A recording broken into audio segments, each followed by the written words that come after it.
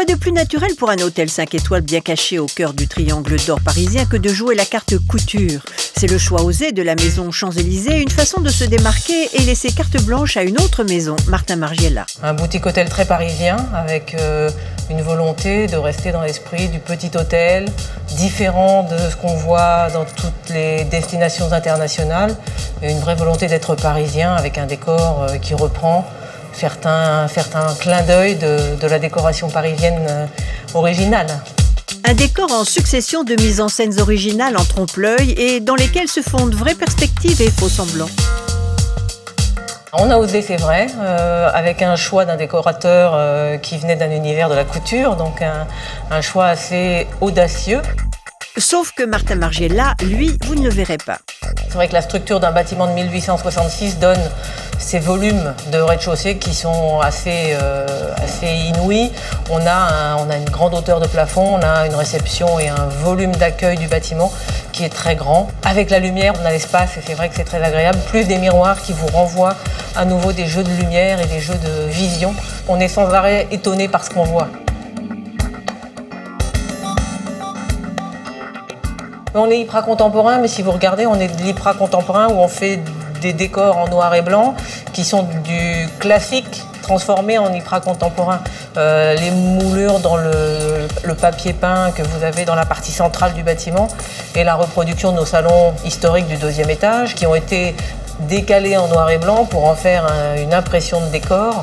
Et ça, c'est la réussite de ce projet et de ce qu'a fait l'équipe Margiela, c'est de réussir à garder l'âme du lieu et quelque part à la reproduire à certains endroits où la partie plus moderne du bâtiment pouvait l'avoir fait un peu disparaître. Un lieu chargé d'histoire, érigé en 1864 à la demande de la duchesse de Rivoli, princesse d'Essling et grande maîtresse de la maison de l'impératrice Eugénie. Alors c'est un luxe simple, on est vraiment dans une volonté d'être dans un lieu charmant, pas clinquant, de bonne aloi et avec de belles qualités de produits, des produits en lin, des produits en coton. On est vraiment dans le souci de la propreté aussi, d'avoir un lieu qui soit clair, toujours très agréable à regarder quand on arrive. Cette déco hygiéniste déclinée en blanc lumineux et immaculé, c'est une spécialité des blouses blanches Margiela. Je pense que certaines idées seront reprises. Après, l'ensemble du lieu, c'est compliqué, mais des petits clins d'œil, des petits détails, je pense que ça, effectivement, ça va faire modèle. C'est la deuxième grande réalisation en architecture d'intérieur pour la maison de couture.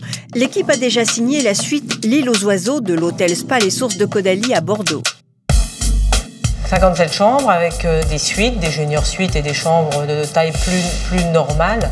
Donc des chambres qui ont des décors assez différents, qui peuvent désarçonner et qui clairement sont le but de ce décor.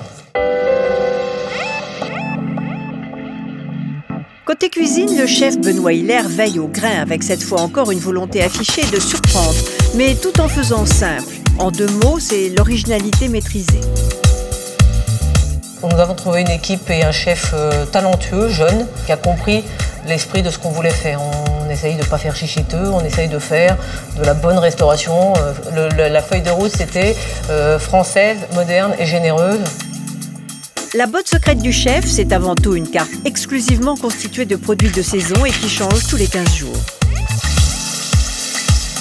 Je fais une cuisine en gardant tous mes classiques, on va dire, en base.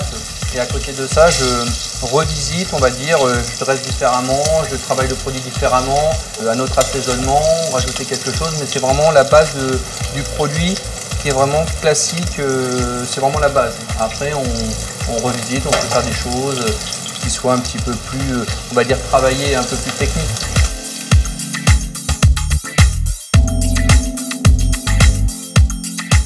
L'identité, c'est une cuisine qui est généreuse. Donc on a dans l'assiette, on a un joli plat ou une jolie entrée ou un joli dessert. C'est assez conséquent dans l'assiette et c'est surtout travaillé, comme je vous le dis, avec ma pâte. Des recréations culinaires qui se savourent dans un décor de cubes graphiques, de faux plafonds et d'alcôves réconfortants. J'essaie de rajouter toujours une petite note d'acidité. Donc ça peut être un petit trait de jus de citron. Même dans un jus, j'aime bien le jus de citron, le vinaigre. Ça permet de rehausser les saveurs.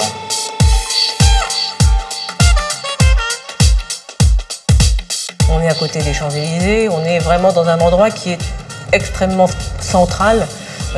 Mon rêve, c'est que les gens aient envie de venir prendre le thé, le café, s'arrêtent pour retrouver quelqu'un pour boire un verre, viennent dîner, que ce soit un lieu de vie. Un lieu de vie cousu main qui reste pour l'instant abordable, mais aussi un bon pied de nez à l'offre hôtelière classique du quartier, pas toujours à la hauteur de sa réputation.